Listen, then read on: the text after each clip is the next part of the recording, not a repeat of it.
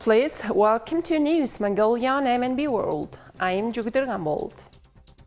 And for our top stories, Mongolia proposes new housing law for fair living conditions.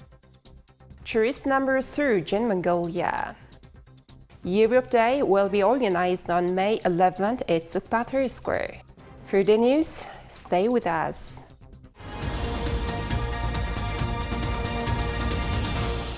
The legislation concerning Mongolia's sovereign wealth fund mandates the equitable distribution of mineral resource profit to all citizens for vital needs, such as healthcare, education, and housing.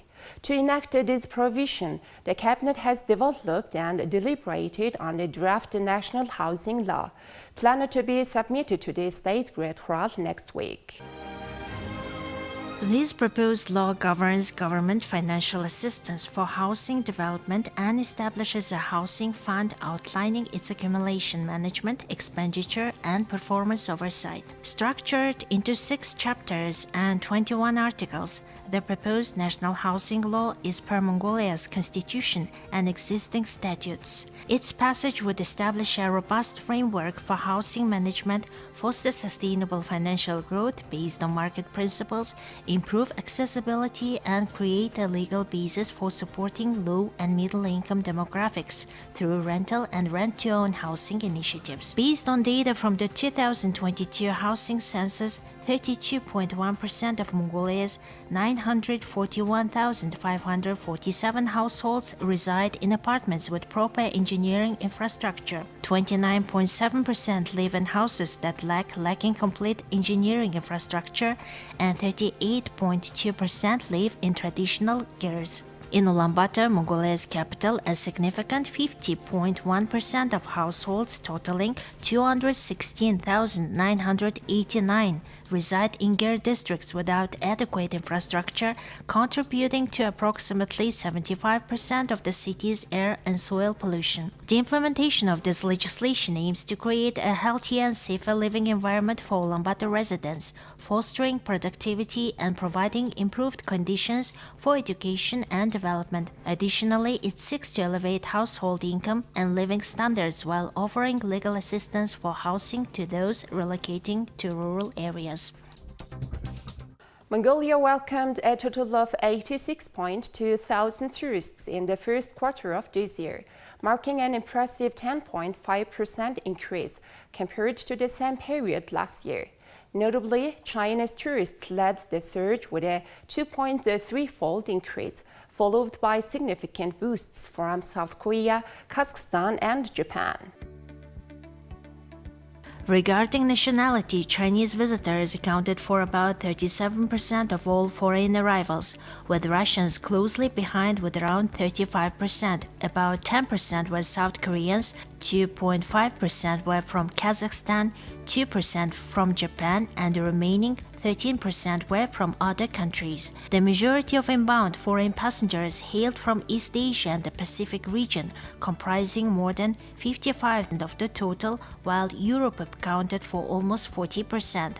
Meanwhile, outbound travel from Mongolia saw a doubling in tourism-related trips, totaling 443.9 thousand, while other purposes like employment and study experienced a slight decline. Male adults constituted the majority of outbound passengers. Border crossings into Mongolia witnessed a substantial rise of more than 57%, with over 1 million passengers crossing in the first quarter.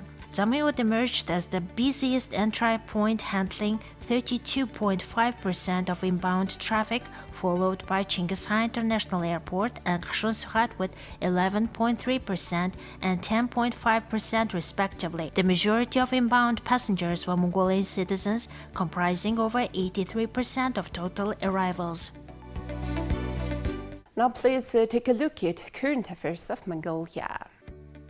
Europe Day 2024 will be organized on May 11th of 2024 at the Zukbatar Square. This year marks the 35th anniversary of diplomatic relations between Mongolia and the European Union. Throughout the day, 70 booths will showcase Europe's unique heritage, vibrant culture, distinctive charms, tourism and educational opportunities, and visa information. You will be able to taste Europe through many authentic European products on display. Musicians and performers will bring the richness of Europe's heritage to this stage with live music and cultural exhibitions.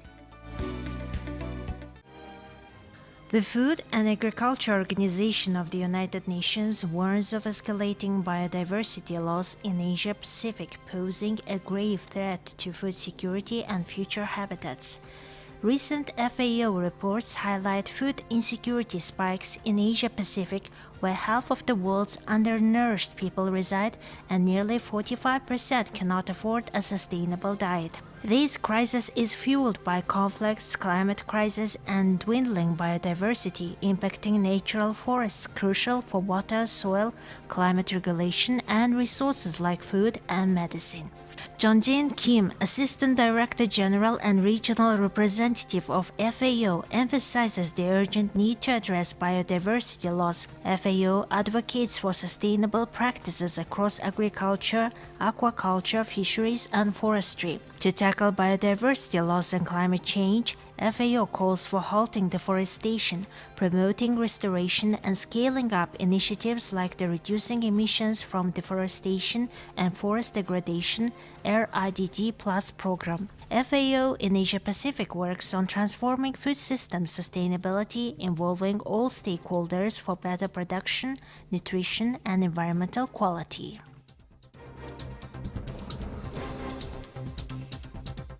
Now please have currency exchange rates provided by the Mongol Bank.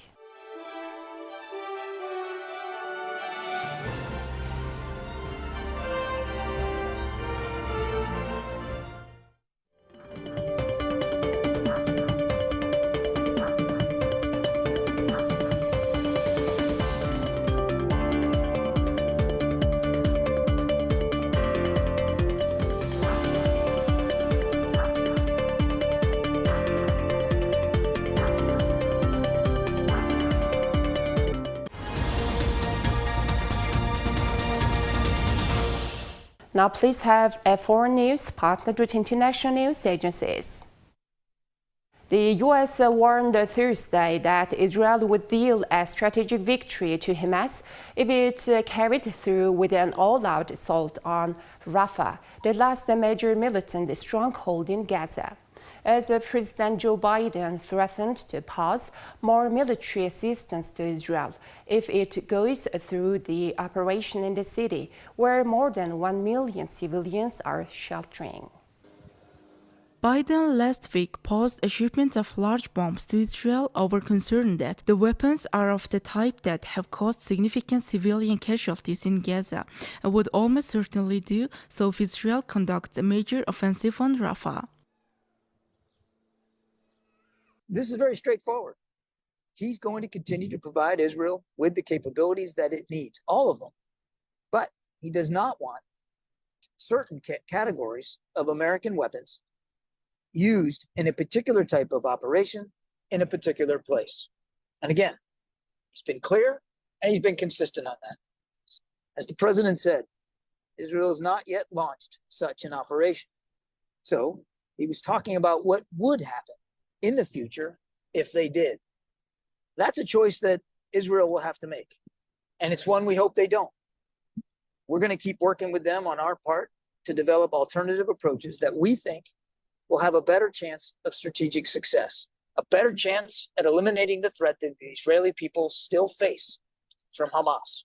More broadly, the president has tasked his team to continue to work with Israel to refine their strategy to inflict an enduring defeat on Hamas. And I want to repeat that. An enduring defeat on Hamas certainly remains the Israeli goal, and we share that goal with them.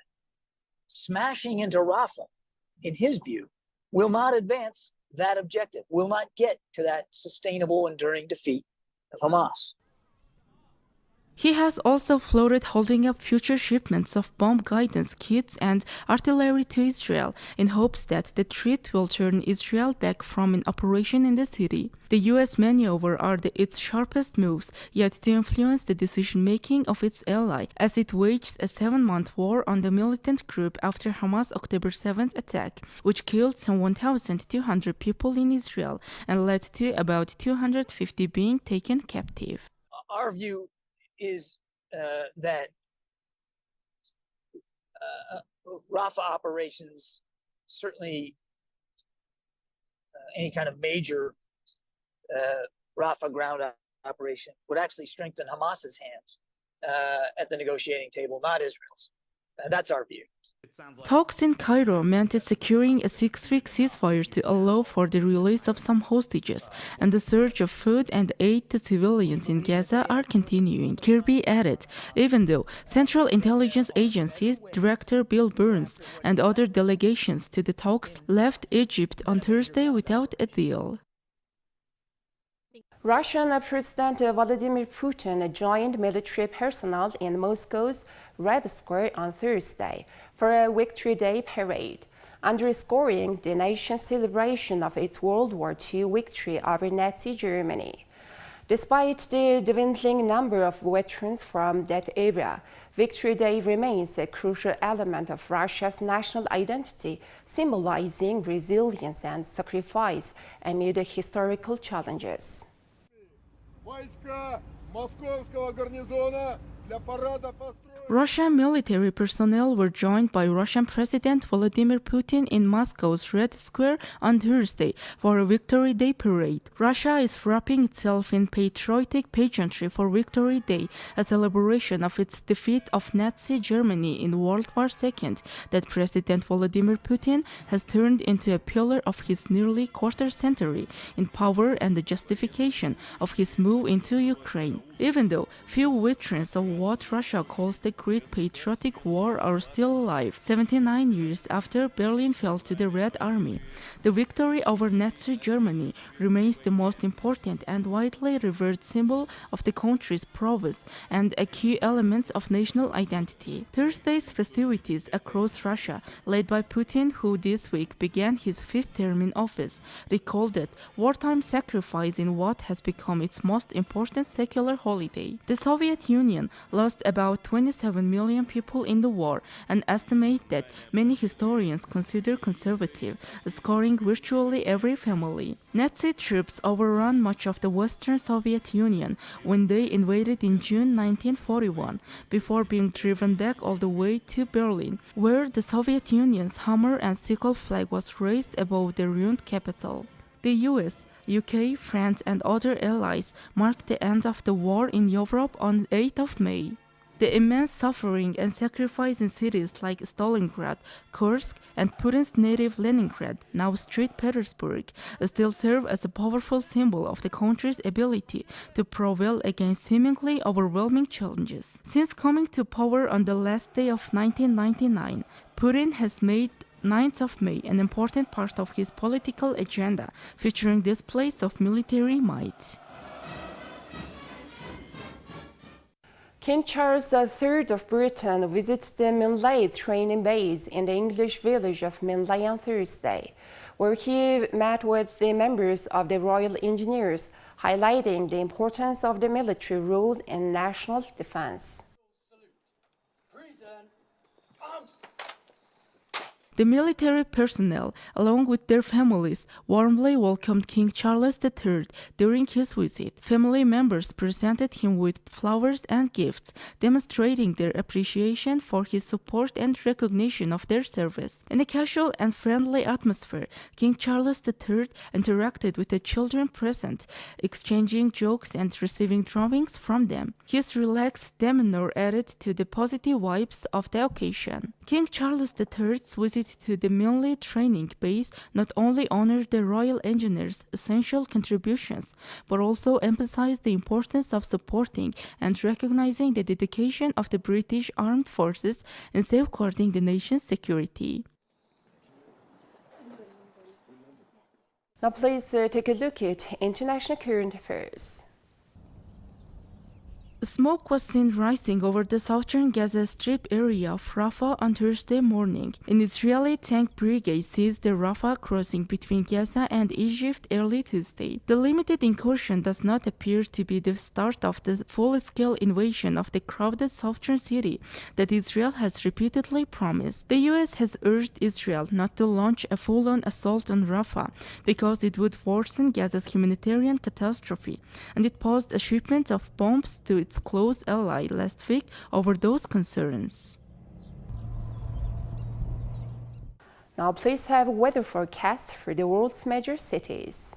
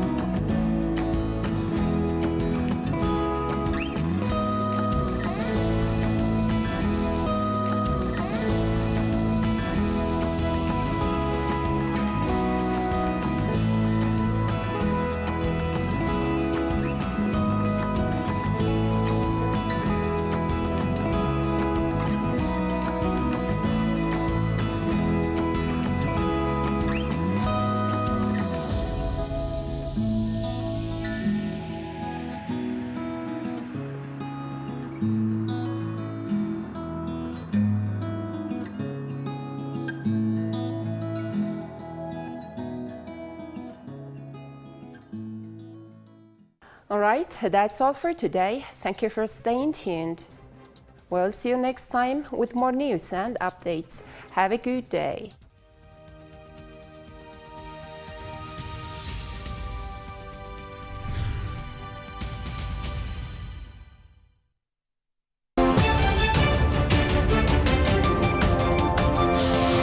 Монголын мэдээ сувг ярилцсан хөтөлбөрөөр иргэн сэргээж байна. Улс төр эдийн засаг нийгмийн бүхий л